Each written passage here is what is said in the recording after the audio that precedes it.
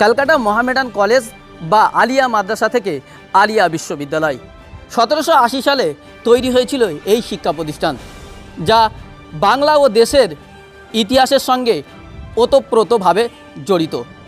241 বছর আগে প্রতিষ্ঠিত হওয়া এই শিক্ষা প্রতিষ্ঠান বর্তমানে একটি অটোনোমাস বিশ্ববিদ্যালয়। কয়েক হাজার ছাত্রছাত্রীর ভরসাস্থল হচ্ছে এই আলিয়া বিশ্ববিদ্যালয়।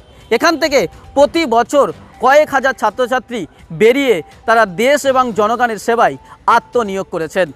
এই আলিয়ার ইতিহাস কিন্তু ছোট নয়। এই আলিয়াকে গড়তে ছাত্রছাত্রীদের বিপ্লব, আন্দোলন, রক্ত ও জীবন দিতে হয়েছিল। কিন্তু বেশ কয়েক সপ্তাহ ধরে সামাজিক মাধ্যমে এবং মানুষের মুখে মুখে চর্চিত হচ্ছে আলিয়া ইউনিভার্সিটির নাম।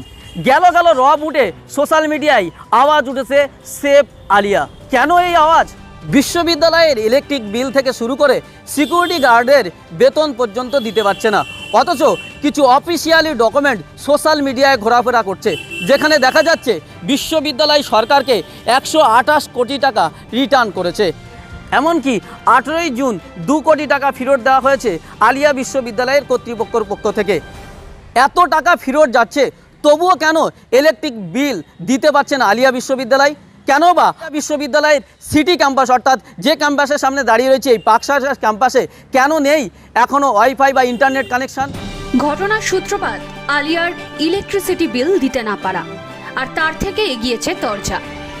আলিয়া বিশ্ববিদ্যালয়ের তরফ থেকে সরকারকে যে সমস্ত বিষয়ে দোষারোপ করা হচ্ছে তা হলো, মন্ত্রীকে বিশ্ববিদ্যালয়ে ডাকা হলেও তিনি আসেননি। অভিষেক বন্দ্যোপাধ্যায়কে চিঠি দেওয়া হয়েছে, কিন্তু কোনো সদুত্তর মেলেনি। 2020 সালের মার্চ মাসে 52 কোটি টাকা বিশ্ববিদ্যালয়ের খাতায় ছিল, সেই টাকা অর্থ দপ্তর ফেরত চায়। 16 কোটি টাকার অর্ডার দেওয়া হয়েছিল, সেটার পেমেন্ট বাকি ছিল। তা সত্ত্বেও সরকারের তরফ থেকে আর টাকা দেওয়া হয়নি বিশ্ববিদ্যালয়কে। সেই 16 কোটি টাকাও পেমেন্ট করেনি সরকার। সরকার বিশ্ববিদ্যালয়ের বিষয়ে তদন্ত করতে যে কমিটি গঠন করেন, সেক্ষেত্রে কোনো নিয়ম মানা হয়নি। মন্ত্রী গোলাম রাব্বানির সঙ্গে দেখা করলে তিনি বিশ্ববিদ্যালয়ের বিপক্ষে যা কিছু বলেছেন তা হলো, ভিসির অ্যাডমিনিস্ট্রেশনে গন্ডগোল রয়েছে, বিশ্ববিদ্যালয়ের অর্থ দপ্তর দুর্বল, কিন্তু সেটার দায় ভিসি এবং দপ্তরের। 2012 থেকে 2019 পর্যন্ত বিশ্ববিদ্যালয় সরকারকে কোনো ইউসি জমা দেয়নি। 2018 সাল থেকে 14 বার 128 কোটি টাকা বিশ্ববিদ্যালয় সরকারকে ফেরত দিয়েছে, কারণ সেই টাকার ব্যবহার তারা করতে পারেননি। এ সম্পর্কে ভিসির বক্তব্য, 128 কোটি টাকার বেশিরভাগটাই বিল্ডিং কনস্ট্রাকশনের টাকা, যা ইউনিভার্সিটির দায়িত্বে সম্পূর্ণভাবে থাকে না। গার্লস এবং বয়েজ হোস্টেল, ভিসি এবং ইউনিভার্সিটি গেস্ট হাউস বানানোর জন্য বারংবার সরকারকে আর্জি জানানো হলেও অ্যাপ্রুভাল পাওয়া যায়নি, তাই টাকা ফেরত পাঠাতে বাধ্য হয়েছে ইউনিভার্সিটি। আগের শিক্ষাবর্ষে টাকা ফেরত পাঠানো হলেও নতুন শিক্ষাবর্ষে তা রিফান্ড করার কথা, সেটাও সরকার করেনি। 6 সেপ্টেম্বর 2021 ইউনিভার্সিটি ইউসি জমা করেছে। ইউনিভার্সিটির কাজের জন্য ভেন্ডার এবং টেন্ডার ঠিক হয়ে গেলেও সরকারিভাবে কাজের অ্যাপ্রুভাল আসেনি, তাই টাকা ফেরত পাঠাতে হয়েছে। সংখ্যালঘু সমাজের প্রতিনিধিরা দেখা করেন সংখ্যালঘু দপ্তরের মন্ত্রী ও আলিয়া কর্তৃপক্ষের সঙ্গে। তারা কি বললেন শুনবো।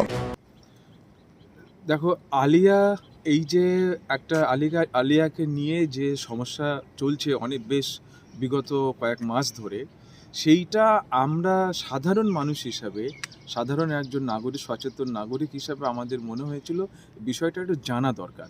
কেননা সোশ্যাল মিডিয়া থেকে যে খবরগুলো পাই বা লোকের মুখে যে কথাগুলো শুনি, সেগুলো সত্যতা ঠিক নাও হতে পারে। তো ওই জন্য আমরা আমাদের কিছু লোকজনকে নিয়ে, যাদেরকে বলতে পারে একটা সুশীল সমাজ, তারা আমরা মাননীয় মন্ত্রীর সাথে কথা বলেছিলাম। এবং সেখানে কথা বলতে গিয়ে সেই দপ্তরের আমাদের এমএ ডিপার্টমেন্টের সেক্রেটারি, অ্যাডিশনাল সেক্রেটারি, তারাও ছিলেন। সেখানে যখন আমরা গিয়ে কথা বললাম যে দেখুন, আমরা মিডিয়ার তরফ থেকে জানতে পারছি যে একটা আলিয়া বিশ্ববিদ্যালয়ের মতো একটা প্রতিষ্ঠানে তাদের ইলেকট্রিক বিল দেওয়ার মতো টাকা নেই, তাদের অস্থায়ী কর্মীরা বেতন পাচ্ছেন না। তো এই বিষয়গুলো নিয়ে আমাদের কিন্তু মনে হচ্ছে যে এটা যাতে মিডিয়ায় না আসে, আপনারা নিজেরা মিটিয়ে নেওয়ার চেষ্টা করুন।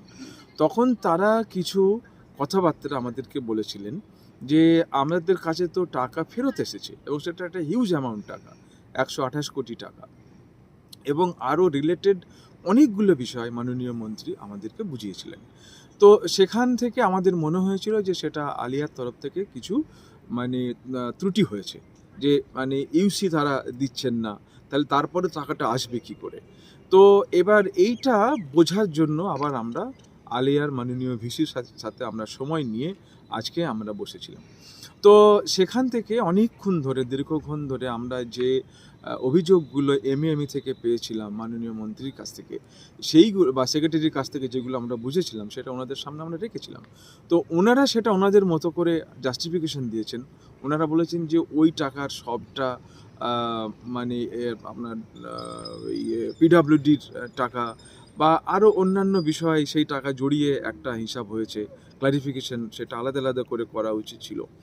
তারপরে আমরা অনেক কিছু প্রজেক্টের টাকা যেগুলো আমরা মানে প্রপোজাল দিয়েছি সেগুলো পাস হয়নি, এবং সেগুলো বিভিন্ন ছোটোখাটো কারণে সেগুলোকে আটকে রাখা হয়েছে, এবং এত আমাদের কাছে কোয়ারিজ এসছে, সে কোয়ারিজ ক্লারিফিকেশন করতে অনেক সময় চলে গেছে, সে কাজগুলো হয়নি।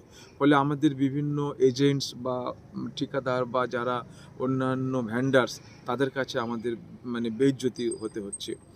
এবং আরও ওই নিয়োগ সংক্রান্ত যে বিষয়গুলো উত্থাপিত হয়েছিল সেগুলোও আলোচিত হয়েছে। তো সবটা এখন মানে আমি বলতে চাইছি না।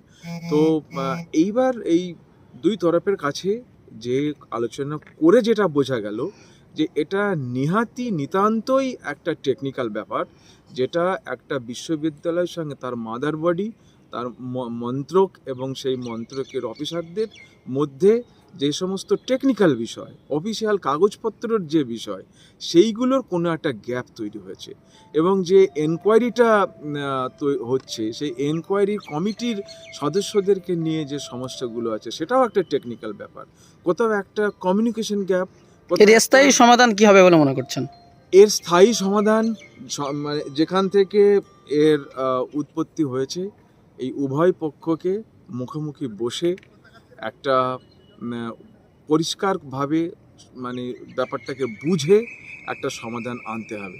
এবং আলিয়া বিশ্ববিদ্যালয়ের প্রাক্তন ছাত্র সংগঠনের কি দাবি এ বিষয়ে কি বলছেন তারা, শোনাবো। আলিয়া বিশ্ববিদ্যালয়ের পরিস্থিতি নিয়ে আমি নিজেই উদ্বিগ্ন। আমি গোটা বিষয়টা জানার পরে আমি এটাকে নিয়ে স্বয়ং আলিয়া বিশ্ববিদ্যালয়ের উপাচার্যের সঙ্গে দেখা করেছিলাম। কেননা আমি কখনো শোনা কথার উপরে ভিত্তি করে কোনো প্রতিক্রিয়া ব্যক্ত করি না। আলিয়া বিশ্ববিদ্যালয়ের ভাইস চ্যান্সেলর সঙ্গে যা কথা শুনলাম আলোচনা করে, তা নিয়ে আমি অত্যন্ত উদ্বিগ্ন। এই কারণে উদ্বিগ্ন যে আলিয়া বিশ্ববিদ্যালয়ে যে সিকিউরিটিগুলো কাজ করে তারা কয়েক মাস বেতন পায় না। আলিয়া বিশ্ববিদ্যালয়ে যে মান্থলি যে মেনটেনেন্স চার্জ দেওয়া হয় সেই ন্যূনতম চার্জটুকু পর্যন্ত রাজ্য সরকারের সংখ্যালঘু দপ্তর দিচ্ছে না। ফলে যে কোনো দিন আলিয়া বিশ্ববিদ্যালয় বন্ধ হয়ে যেতে পারে। এবং ইলেকট্রিকের বিল দেওয়া হয় না, 2 মাস ধরে সেখানে ইন্টারনেট কানেকশন নেই, অথচ ভার্চুয়াল ক্লাসের জন্য, অনলাইন ক্লাসের জন্য বলা হচ্ছে। এর মধ্যে শোনা যাচ্ছে আরও এক বিতর্কের খবর। আলিয়া বিশ্ববিদ্যালয়ের জমির কিছু অংশ minority affairs and Madrasa education দাবি করছে মেডিকেল কলেজ তৈরি করার জন্য, যা দিতে নারাজ আলিয়া বিশ্ববিদ্যালয় কর্তৃপক্ষ। এই নিয়ে শুরু হয়েছে চাপানুতোর। বর্তমান ছাত্রদের দাবি বিশ্ববিদ্যালয় কর্তৃপক্ষ ও মাইনরিটি অ্যাফেয়ার্স অ্যান্ড মাদ্রাসা এডুকেশনের মধ্যে যে সমস্যা রয়েছে তা তারা নিজেরাই মিটিয়ে নিন। তার জন্য ছাত্ররা কেন সমস্যা ভোগ করবে? বর্তমান ছাত্রদের বক্তব্য শোনাবো আপনাদের। অভিযোগ মূলত আমাদের মাদ্রাসা এডুকেশন এবং মাইনরিটি অ্যাফেয়ার্স যে ডিপার্টমেন্ট আছে সেখান থেকে আমাদের আলিয়ার প্রতি বছর একটা বাজেট বরাদ্দ হয়। সেই বাজেট বরাদ্দ থেকে প্রতি বছর হয়ে যায় বটে, কিন্তু টাকাটা আমাদেরকে আলিয়াতে দেয় না।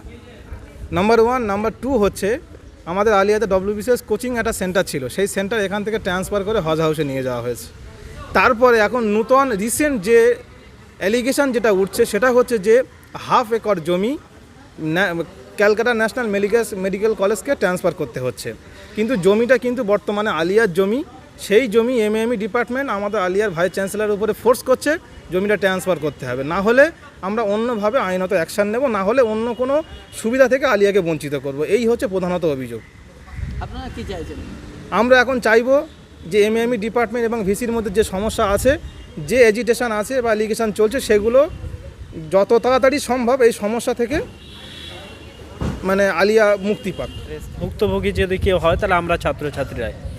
এবং বিগত 2 বছর ধরে আমরা এই যে জটিলতায় কিভাবে কাটানো যায় এবং এর নিরসন কিভাবে করা যায় তার বিভিন্ন প্রচেষ্টা সত্ত্বেও কিন্তু আমরা এখনও সেই পথে হাঁটতে পারিনি। এখন বিষয় হচ্ছে 2 বছর ধরে ইউনিভার্সিটি যে জটিলতার সম্মুখীন হয়েছে সেই জটিলতা কীভাবে নিরসন করা যায় তার জন্য আমরা আগেও বলেছিলাম যে আমাদের ইউনিভার্সিটির কর্তৃপক্ষ এবং সেই সঙ্গে সঙ্গে আমাদের ইউনিভার্সিটির যে এমএ ডিপার্টমেন্ট আছে সেই ডিপার্টমেন্ট আধিকারিকরা যদি এক প্ল্যাটফর্মে এসে পুরো বিষয়টা ছাত্রছাত্রীদের কাছে পরিষ্কার করে দেয় যে এই জন্য বিশ্ববিদ্যালয়ে 2 বছর ধরে ডেভেলপমেন্ট আটকে আছে, তাহলে তো মূলত আমরা তাদেরকে কাঠগড়ায় দাঁড় করাতে পারবো যে মূল ডেভেলপমেন্টের পিছনে কারা হাত দিয়ে পড়ে আছে। তো আমরা ছাত্রছাত্রী এখনও দাবি রাখছি যে মূলত ছাত্রছাত্রীদেরকে এই রকম সংকটের মুখে না ফেলে দিয়ে তাদেরকে গভীর অন্ধকারময় ভবিষ্যতের দিকে না ঠেলে দিয়ে একটা নিরসনের পথ বেছে নেওয়া হোক।